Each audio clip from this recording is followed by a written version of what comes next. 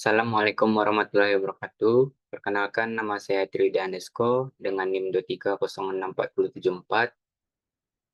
Saya akan mempresentasikan hasil proposal saya yang berjudul Perencanaan dan Pembuatan Pencatat Data Iradiasi Matahari berbasis ISC dan VOC pada fotovoltaik.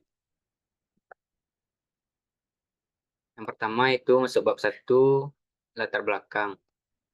Latar belakangnya itu di era saat ini penggunaan sel fotovoltaik seperti dalam pemenuhan kebutuhan energi listrik berbasis EBT, energi terbarukan, semakin meningkat. Salah satu keunggulan yang dimiliki oleh sel PV adalah sumber energi utama matahari yang berlimpah.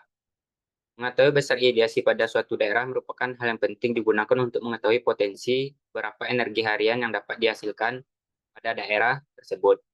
Dengan adanya permasalahan tersebut, maka timbullah sebuah ide untuk membuat pencatat data solar irradiasi berbasis short circuit current dan voltaic open circuit atau VOC. Energi surya merupakan salah satu sumber energi terbarukan yang memiliki potensi besar untuk dikembangkan, terutama di negara-negara yang terletak di daerah tropis seperti Indonesia. Perangkat ini diharapkan dapat menjadi alat bantu yang efektif dalam kegiatan penelitian, pengembangan sistem energi surya, serta pelatihan dan pendidikan di bidang energi terbarukan.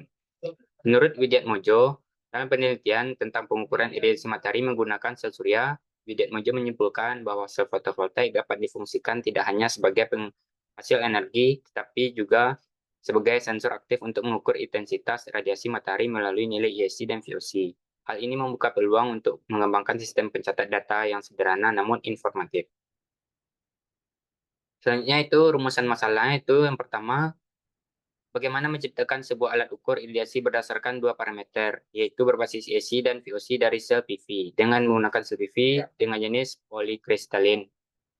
Yang kedua, dua sel PV akan dipasang berdampingan dan masing-masing sel PV akan mewakili pengukuran dari kedua variabel yang digunakan dalam perhitungan estimasi iradiasi, yaitu ISC dan VOC. Yang ketiga, nilai iradiasi dari perhitungan menggunakan rumus persamaan iradiasi.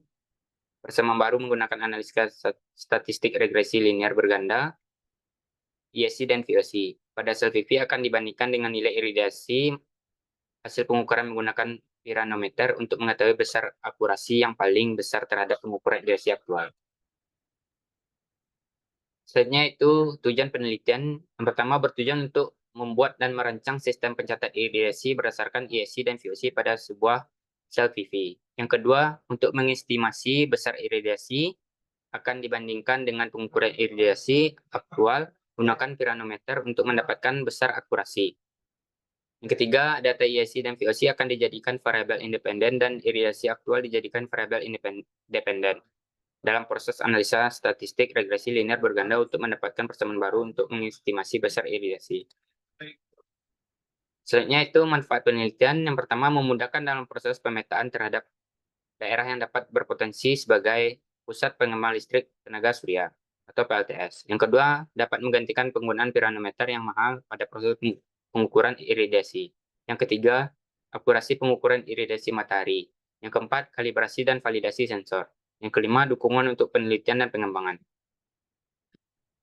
Masuk ke bab 2 itu kajian teorinya. Yang pertama, sel fotovoltaik atau sel PV merupakan bahan semikonduktor yang terbuat dari bahan utama silikon.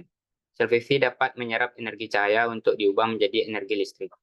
Yang kedua, parameter arus short circuit atau ISC merupakan arus tertinggi yang dihasilkan sel PV ketika nilai tegang sama dengan 0. Yang ketiga, parameter tegangan open circuit atau VOC merupakan tegangan tertinggi yang dihasilkan sel PV ketika nilai I sama dengan 0. Yang keempat, terlihat di PPT gambar kurva 1-5. Itu nilai maksimal waktu puncak iradiasi pada kondisi normal berada terjadi di siang hari karena matahari bersinar tepat di atas permukaan bumi. Namun, waktu puncak iradiasi nilainya tidak sama setiap harinya. Salah satu faktornya adalah bayangan yang menutupi sel PV. Yang kelima itu iradiasi. Terlihat dari gambar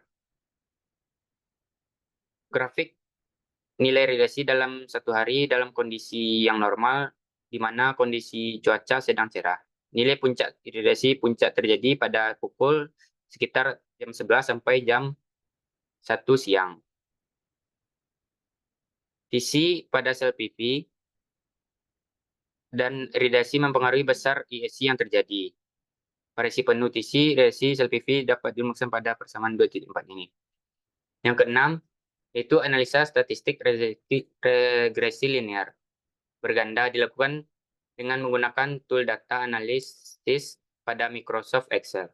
Sebelum melakukan proses pengolahan data, kita harus mengklasifikasikan variabel parameter menjadi dua tipe, yaitu variabel dependen dan independen.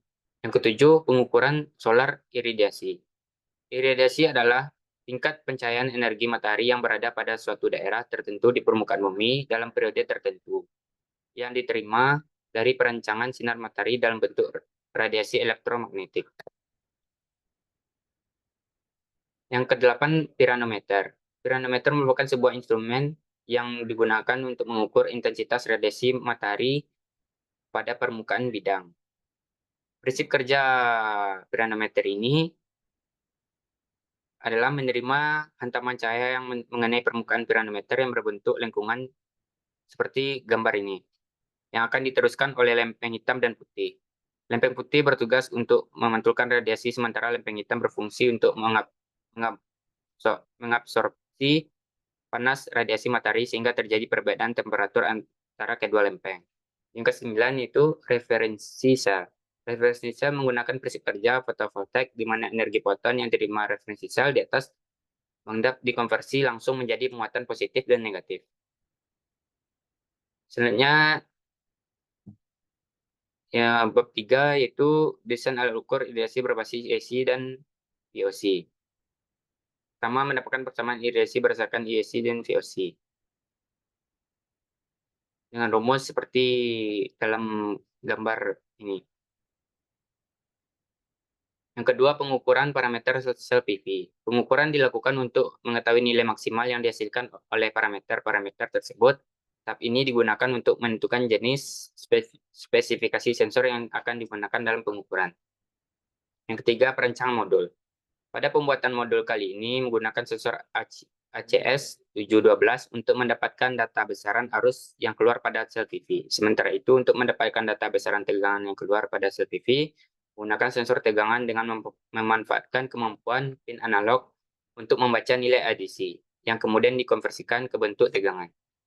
Baiklah, hanya itu yang dapat saya sampaikan.